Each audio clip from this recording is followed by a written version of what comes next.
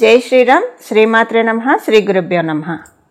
2025 సంవత్సరం మార్చి నెలాఖరున శనైశ్వరుడు కుంభరాశిలో ఇన్నాళ్ళు సంచారం సాగిస్తూ ఉన్నాడు. కుంభరాశిలో సంచారం సాగిస్తున్న శనైశ్వరుడు మీనరాశిలోకి మార్చి నెలాఖరులో వెళ్తాడు. అంటే 30వ తారీఖు ఆయన వెళ్తారు. 30వ తారీఖు శనైశ్వరుడు సంచారం. ఇంకా 30వ తారీఖు నుంచి 2025 సంవత్సరం మార్చి నెలాఖరు నుంచి 2.5 సంవత్సరాల పాటు ఆయన సంచారం మీనరాశిలో సాగుతుంది. మీనరాశిలో ఆల్రెడీ రాహుదేవుడు అక్కడ సంచారం చేస్తూ ఉన్నారు. వీళ్ళిద్దరూ కలిసి కొన్నాళ్ళు అదే రాశిలో ఉంటారు. ఎప్పటి వరకు అంటే మార్చి నెలాఖరు నుంచి మే 18వ తారీఖు వరకు కూడా శని రాహువుల సంచారము మీనరాశిలో కొనసాగుతుంది. శని రాహువుల సంచారం మీనరాశిలో ద్వాదశ రాశుల వాళ్ళకి ఎలాంటి ఫలితాలు ఇవ్వబోతూ ఉంది, అసలు వీళ్ళిద్దరి విశిష్టాంశం మనం ఒకసారి తెలుసుకుందాం. శనివత్ రాహు కుజవత్ కేతు అని చెప్తుంది పరాశర సంహిత. శనైశ్వరుడు మరియు రాహు భగవానుడు వీళ్ళిద్దరూ కలిసి కుంభరాశిని, వాళ్ళిద్దరికీ స్వరాశులు, వీళ్ళిద్దరికీ కూడా కుంభరాశి స్వరాశి.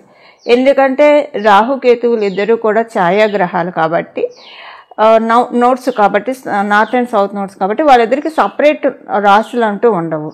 శనీశ్వరుడు ఒక రాశైన కుంభరాశిని రాహు భగవానుడు షేర్ చేసుకుంటాడు. అలాగే మంగళుని రాశైన వృశ్చిక రాశిని కేతు భగవానుడు షేర్ చేసుకుంటాడు. శనైశ్వరుడు మరియు రాహు భగవానుడు వీళ్ళిద్దరూ కలిసి కుంభరాశి అధిపతులు అవుతూ సహజ కాలపురుషుడు కుండలిలో వ్యయభావంలో వీళ్ళిద్దరూ సంచారం సాగిస్తూ ఉన్నారు. అంటే లాభస్థానము, ఏకాదశ స్థానం అంటే లాభస్థానమే అసలు ఎవరికైతే లాభస్థానం చాలా బలోపేతంగా ఉంటుందో వాళ్ళకి లైఫ్లో కావాల్సినవన్నీ కూడా వాళ్ళు సాధించుకునే తీరుతారు. ఇప్పుడు మనం చాలామంది లైఫ్లో చూస్తూ ఉంటాం, వాళ్ళు అనుకున్న గోల్స్ అన్నీ కూడా రీచ్ అవుతారు. కొంతమంది కొంచెం కష్టంతో రీచ్ అవుతారు, కొంతమంది ఇంకా కొంచెం ప్రయత్నంతో రీచ్ అవుతారు, కొంతమంది అయితే చాలా ఈజీగా రీచ్ అవుతారు. వీటన్నిటికీ కారణము మిగతా హౌసెస్ ఎలా ఉన్నా 11th హౌస్ కనుక బాగా స్ట్రాంగ్గా ఉంటే డెఫినెట్గా వాళ్ళు ఏదనుకుంటే అది అయ్యే తీరుతుంది. దీనికి చాలా ఎగ్జాంపుల్స్ ఉన్నాయి. ఎగ్జాంపుల్స్ మళ్ళీ మనం రాశుల వారీగా మాట్లాడుకుందాము. అలాంటి వీళ్ళిద్దరూ కలిసి ఇప్పుడు సహజ కాలపురుషుడు కుండలిలో 10వ స్థానంలో సంచారం చేస్తూ ఉన్నారు. 10వ స్థానంలో వీళ్ళిద్దరి సంచారము ద్వాదశ రాశుల వాళ్ళకి, ద్వాదశ లగ్నాల వాళ్ళకి ఎలాంటి ఫలితాలను ఇవ్వబోతుందో ఇప్పుడు మనం తెలుసుకుందాము. ఈ 10వ స్థానము సాధారణమైన స్థానం కూడా కాదు. గురు భగవానుడి యొక్క స్వక్షేత్రము మీనరాశి. 10వ స్థానం అంటే సహజ కాలపురుషుడు కుండలిలోని 10వ స్థానం అంటే మీనరాశి, అంటే గురు భగవానుడికి స్వక్షేత్రము. ఇక్కడ రాహుదేవుని సంచారము మరియు శనైశ్వరుడి సంచారము, వీళ్ళిద్దరి సంచారము ఎలాంటి ఫలితాన్ని అన్ని రాశులకి మరియు ద్వాదశ లగ్నాల వాళ్ళకి ఇవ్వబోతుందో ఇప్పుడు మనం విడివిడిగా రాశుల వారీగా తెలుసుకుందాం. శనైశ్వరుడు మరియు రాహు భగవానుడు వ్యయభావంలో సంచారము, ఇది ఒక మంచి సిగ్నిఫికెన్స్ ఏంటంటే, సహజ కాలపురుషుడు కుండలిలో 10వ స్థానం అంటేనే మనందరినీ మోక్ష స్థానం అని చెప్తుంది. అంటే మనందరం కూడా జీవన్ముక్తులు అవ్వడానికి ప్రయత్నించాలి. అసలు మనకి శరీరం లభించిందే అందుకని మన జీవన్ముక్తులు అవ్వడానికి ప్రయత్నించడానికి మనకి శరీరం అనే ఉపకరణాన్ని భగవంతుడు ఇచ్చాడు. ఇలా జీవన్ముక్తుని చేసే రాశి సహజ కాలపురుషుడు కుండలిలో మీనరాశి. అంటే అందుకే మోక్ష రాశి అని కూడా అంటాం దీన్ని, మోక్షాన్ని ప్రసాదించే రాశి. అయితే మోక్షం దేని నుంచి? మన జీవితం నుంచి ముందు అసలు మనం ఇక్కడ ఉంటూ మనకున్న కష్టాల నుంచి కూడా మనకి మోక్షాన్ని ప్రసాదించే రాశి అని చెప్పచ్చు మీనరాశి. ఈ సంచారాన్ని అస్సలు తేలిగ్గా తీసుకోకండి. ఇప్పుడు చాలా రైట్ టైము. మనకి కాస్మస్లో అంతా కూడా పాజిటివ్ వైబ్స్. మనకు ఉన్న కష్టాల నుంచి, మనకున్న దోషాల నుంచి, మనకున్న గండాల నుంచి మనం భగవంతుడిని గట్టిగా ప్రార్థిస్తే కనుక వాటన్నిటి నుంచి మనల్ని విముక్తిని చేస్తారు. మనకున్న అన్ని బంధనాల నుంచి కూడా విముక్తి చేసే టైము ఇప్పుడు శనైశ్వరుడు మరియు రాహు భగవానుడు వీళ్ళిద్దరూ కలిసి ప్రసాదిస్తున్నారు. ఈ టైంలో చాలా కేర్ఫుల్గా ఉండాలి. ఒక 3 సూత్రాలు కనుక మనం ఈ టైంలో అసలు ఎప్పుడు పాటించాలి. ఈ టైము ఆ టైం అని కాదు, ఎప్పుడు పాటించాలి. ప్రత్యేకించి ఈ టైంలో అస్సలు అంటే చాలా జాగ్రత్తగా ఉండాలి. 3 సూత్రాలు మనం గట్టిగా పాటించాలి. No complaints, no arguments, no judgement. ఎవరి గురించి కూడా కంప్లైనింగ్ యాటిట్యూడ్ అనేది, అదే అసలు ఆ కంప్లైనింగ్ యాటిట్యూడ్ మనకి చాలా చాలా కర్మల్ని మూట కట్టేసుకుంటూ ఉంటాము. డే టు డే లైఫ్లో మనం మీట్ అవుతూ ఉంటే ఒకళ్ళ ఆప్షన్స్లో ఇంకొకళ్ళ గురించి చెప్తూ ఉంటారు. కొంతమందికి అది నచ్చదు, చికాగ్గా ఉంటుంది, ఏంటి ఇలా చెప్తున్నారు అని అనుకుంటారు. సో ఈ కంప్లైనింగ్ యాటిట్యూడ్ అనేది తెలియకుండానే చాలా దుష్కర్మల్ని మూట కడుతూ ఉంటుంది. ఇది ఒకటి. అంటే ఏం లేదు, ఒకళ్ళ గురించి మనము చెడుగా చెప్తూ ఉన్నామంటే, వ్యక్తిగత విమర్శలు చేస్తూ ఉన్నామంటే వాళ్ళకి మంచిదే, వాళ్ళకి పోయేదేం లేదు. వాళ్ళ పాపరాశి ఎవరైతే చెప్తూ ఉంటారో వాళ్ళకి వచ్చేస్తుంది, వీళ్ళ పుణ్యబలం వాళ్ళకి వెళ్ళిపోతుంది. వీళ్ళకి పుణ్యబలం ఉంటే వెళ్తుంది, అప్పుడు వీళ్ళకి ఇక్కడ పుణ్యబలము తగ్గుతుంది, మళ్ళీ ఇట్స్ అడిషనల్ బోనస్, అటు పొయ్యిలోంచి పెనం మీద పడ్డట్టు అవుతుంది వాళ్ళకి. సో అందువల్ల కంప్లైనింగ్ యాటిట్యూడ్ ఎప్పుడు మంచిది కాదు. అలాగే ఆర్గ్యుమెంట్స్. ఇప్పుడు ఆర్గ్యుమెంట్స్ ఎప్పుడు ఇంటెలెక్చువల్ ఆర్గ్యుమెంట్స్ ఉంటే చాలా మంచిది. ఒక సబ్జెక్ట్ పరంగా ఆర్గ్యుమెంట్స్, అది ఒక రకంగా చెప్పాలంటే ఇద్దరిలో జ్ఞాన తృష్ణని పెంచుతుంది. ఒకళ్ళకి తెలియని విషయాలు ఒకళ్ళు తెలుసుకుంటారు, అక్కడ జ్ఞానం పెరుగుతుంది. అలా కాకుండా లౌకిక విషయాల్లో ఆర్గ్యుమెంట్స్ చేసుకోవడం అంటే అంత టైం వేస్ట్ ఇంకొకటి ఉండదు. అందువల్ల నో ఆర్గ్యుమెంట్స్, నో జడ్జిమెంట్. వాళ్ళిలా వీళ్ళలా, వాళ్ళింతే వీళ్ళంతే, వీటన్నిటి నుంచి మనల్ని మనం బయట పడేసుకుంటే కనుక ఎప్పుడు కూడా మన లైఫ్ చాలా బాగా ఉంటుంది, చాలా స్మూత్గా ఉంటుంది.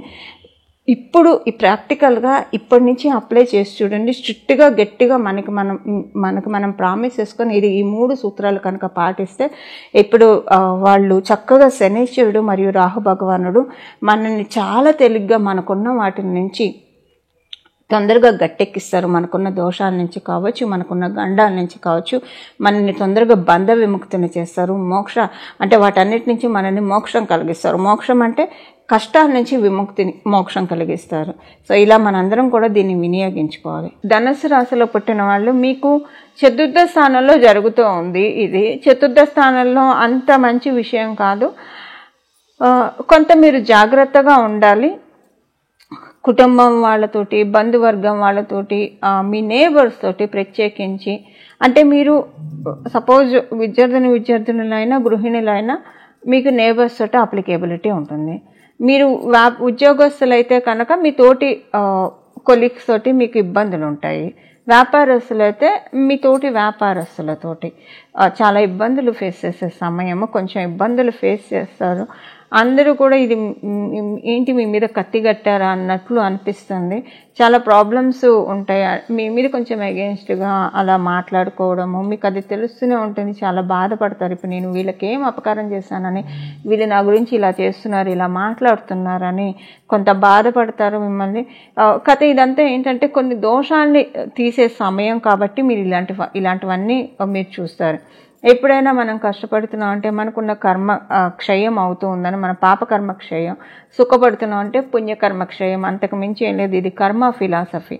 సో ఇప్పుడు ఈ కర్మ ఫిలాసఫీలో భాగంగా పాపకర్మ క్షయం, ఇది జన్మజన్మల నుంచి చేసుకున్నది ఏదైనా పాపకర్మ క్షయం అవుతూ ఉంది. బట్ ఇదేంటంటే ఒక రకంగా మిమ్మల్ని రిలాక్స్ మోడ్లో తీసుకెళ్తుంది 6 months తర్వాత నుంచి. రిలాక్స్ మోడ్లో తీసుకువెళ్ళడానికి ఇప్పుడు జరిగే ప్రతి విషయం కూడా మీరు కొన్ని విషయాలు కళ్ళు తెరుచుకుంటారు. అంటే ఎవరు మనవాళ్ళు, ఎవరు పరాయి వాళ్ళు, ఎవరిని నమ్మాలి, ఎవరిని నమ్మకూడదు, ఇలాంటివన్నీ ట్రాన్స్పరెన్సీ ఇవ్వడానికి ఇప్పుడు మీకు ఇలాంటి పాలిటిక్స్ బాగా చూస్తారు. చాలా పాలిటిక్స్ చూస్తారు మీరు. ఈ పాలిటిక్స్ ఎందుకు చూస్తారంటే మీరు ఎవరినైతే గుడ్డిగా నమ్మారో, లేదా గుడ్డిగా నమ్మకపోయినా ఎవరితోటైతే మీరు చాలా ఆప్యాయంగా ఉండి ప్రేమని పంచారు, లేదా ఆదరంగా ఉన్నారో, వాళ్ళ నుంచి కొన్ని వ్యతిరేకతలు మీకు చాలా బాధ అనిపిస్తుంది. అంటే ఇంతేనా, ఇంకా ఇలానే లెక్క కట్టేస్తారా అన్నట్లు. అదంటే ఇది మీరు ఎక్స్పీరియన్స్ అవుతూ ఉంటే మీకు అర్థమవుతుంది. రాహు భగవానుడు ఎవరు మీ వాళ్ళు, ఎవరు పగవాళ్ళు అని చెప్పే పనిలో ఉన్నారు కాబట్టి ఇలాంటివన్నీ చూస్తారు మీరు.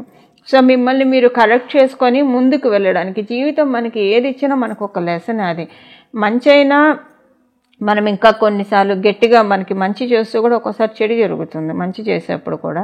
ఎందుకంటే మంచి జరిగాక మనని మనం మర్చిపోకుండా, ఇబ్బందులు పడకుండా, మళ్ళీ ఇంకో కర్మను మూట కట్టుకోకుండా ఉండడానికి మనకి చెప్తున్న ఒక్కోసారి చెడు మనకి ఇబ్బందులు కూడా కొన్ని పాఠాలను నేర్పిస్తే, కొన్నిసార్లు సుఖం కూడా మనకి కొన్ని పాఠాలని కొన్ని అంటే మనం అనుభవించే మంచి ఫలితాలు కూడా ఒక్కోసారి మనకి పాఠాలు నేర్పిస్తుంది. అనుభవించే మంచి ఫలితాలు అంటే మనం బాగా ఉన్నామనుకోండి, మన చుట్టూ ఎవరైనా వచ్చి మనతోటి పనులన్నీ జరిపించుకుంటూ ఉంటారు. మనం కూడా వాళ్ళు బాగున్నారు కదా మన ఫేవరబుల్గా అని చెప్పి మనం అన్ని పనులు చేసేస్తూ ఉంటాం వాళ్ళకి. తర్వాత ఎప్పుడన్నా ఒకసారి ఒక చిన్న మూమెంట్ వచ్చినప్పుడు, మనకి ఏదైనా అవసరం వచ్చినప్పుడు వాళ్ళు ముఖం చాటేసినప్పుడు మనకి తెలుస్తుంది. అంటే మనము మంచి ఫలితాలు తీసుకుంటున్నప్పుడు కూడా మనకి లైఫ్ ఎలా లెసన్ నేర్పిస్తుంది అంటే ఇలాగే. సో అంటే ఎలా ఉండాలి మనము, అతి మితి లేకుండా ఒక బ్యాలెన్స్డ్ లెవెల్లో మనం ఉండాలనే లైఫ్ లెసన్ను ఇచ్చే టైం ఇది ధనురాశి వాళ్ళకి, ధను లగ్నంలో పుట్టిన వాళ్ళకి శని రాహువులు. బట్ ఏది జరిగినా కూడా మంచికే, మీకున్న చాలా దోషాన్ని తీసేస్తూ ఉంది ఇది. సో ఇది మీకు ఒక రకంగా చెప్పాలంటే మీ కుటుంబంలో వాళ్ళని మీరు ప్రొటెక్ట్ చేస్తున్నట్టు, వాళ్ళకున్న మీ కుటుంబంలో ఉన్న వాళ్ళ దోషాన్ని కూడా మీరు తీసేస్తున్నట్లు. ఒకవేళ మీరు మరి అంటే మీ జన్మజాతకం బాగా ఉంటే ఇంత చూడరు, కొంత చూస్తారు. ఒకవేళ మీ జన్మజాతకం బాగోకపోతే కనుక ప్రస్తుతం కొంచెం ఇబ్బందులు అయితే పడతారు. బట్ వాటి నుంచి మీ ఫ్యామిలీని మీరు సేఫ్గార్డ్ చేస్తున్నారని అర్థం చేసుకోవాలి. దాంతోపాటు ఇప్పుడు మనం తెలుసుకోబోయే రెమెడీ చేయడం వల్ల ఈజీగా అంటే కష్టాన్ని తట్టుకునే శక్తిని భగవంతుడు మనకిస్తాడు. సో కష్టాన్ని తట్టుకునే, ఇప్పుడు నడి సముద్రంలో పడేసిన ఈత వస్తే కనుక వాళ్ళకి అదో పెద్ద సమస్యే కాదు కదా. సో అలాగ మిమ్మల్ని ఈత నేర్పించి మిమ్మల్ని ఒడ్డుకు చేర్చే బాధ్యత భగవంతుడు తీసుకుంటాడు. ఇది ధనుసు రాశిలో పుట్టిన వాళ్ళ ఫలితాలు శని రాహువుల యొక్క కలయిక వల్ల. శని మరియు రాహు యొక్క సంచారము మీనరాశిలో ఫలితాలు ఇప్పుడు మనం తెలుసుకున్నాం కదా. దీనికి చేసుకోవాల్సిన పరిహారము, ఏ పరిహారం చేసుకుంటే వీళ్ళిద్దరి సంచారము కొంతకాలమే అయినా సరే మంచి ఇంపాక్ట్స్ ఇవ్వడానికి, అలాగే నెగిటివ్ ఇంపాక్ట్స్ నుంచి మనల్ని మనం రక్షించుకోవడానికి ఎలాంటి స్తోత్ర పారాయణాలు చేయాలో మనం ఇప్పుడు చూద్దాము. హయగ్రీవ స్వామి వారి ఆరాధన చాలా చక్కగా ఉపకరిస్తుంది. హయగ్రీవ స్వామివారు జ్ఞానప్రదాత, జ్ఞానానందమయం దేవం నిర్మలం స్ఫటికాకృతిం ఆధారం సర్వ విజ్ఞానం హయగ్రీవ ఉపాస్మహి అని చెప్పి మనం శ్లోకం స్వామివారికి సంబంధించి చెప్పుకుంటూ ఉంటాము. హయగ్రీవ స్వామివారు మనకి అంత జ్ఞానాన్ని ఎలాగైతే గురుదక్షిణామూర్తి స్వామివారు కావచ్చు, కృష్ణ పరమాత్ముడు కావచ్చు, గురువులందరూ ఎలాగైతే జ్ఞానాన్ని ప్రసాదిస్తారో విష్ణుమూర్తి అంశ అయిన హయగ్రీవ స్వామి వారు కూడా ఆరాధన చాలా అంటే చాలా చక్కగా ఉపకరిస్తుంది. శనీశ్వరుడు మరియు రాహుదేవుని సంచారం మీనరాశి రాష్ట్రాధిపతి గురు భగవానుడు అవ్వడం వల్ల రాహు భగవానుడు పని ఏంటంటే ఎక్కడ ఉంటే అక్కడ ఏది ఉంటే అది యాంప్లిఫై చేస్తూ ఉంటాడు. ఒక భూతద్దం అని అనుకోండి, రాహుదేవుడిని మనం స్పెసిఫై చేయాలంటే, వస్తువులలో మనం స్పెసిఫై చేయాలంటే అందరికీ అర్థమయ్యేది చెప్పాలంటే ఒక భూతద్దంలో మనము ఇలా ఒక పేపర్లో కానీ ఎందులో అయినా పెట్టి చూస్తే ఎంత చిన్న అక్షరాలైనా సరే చాలా పెద్దవిగా కనిపిస్తాయి. అది రాహు భగవానుడి తత్వం. ఆయన ఎక్కడ మంచి ఉంటే మంచిని చాలా పెద్దగా భూతద్దం పెట్టి చాలా పెద్దగా చేసి చూపిస్తాడు. అలాగే చెడు ఉన్నా కూడా అదే పెద్దగా చేసి చూపిస్తాడు.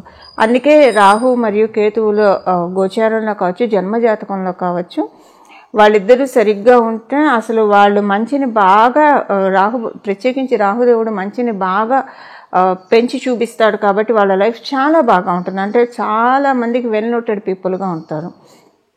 అలా ఒకవేళ చెడు ఉన్నా సరే వాళ్ళు విపరీతమైన హ్యామరింగ్స్, అసలు విపరీతమైన కష్టాలు, ఒకటి దాటితే ఒకటి గ్యారంటీ. జీవితం అంటే గండాన్ని దాటడానికే పుట్టామా, ఇదైపోతే అది, అదైపోతే అది, ఒక్కొక్కసారి అయితే అన్ని చుట్టూ ముగిపోతూ ఉంటాయి.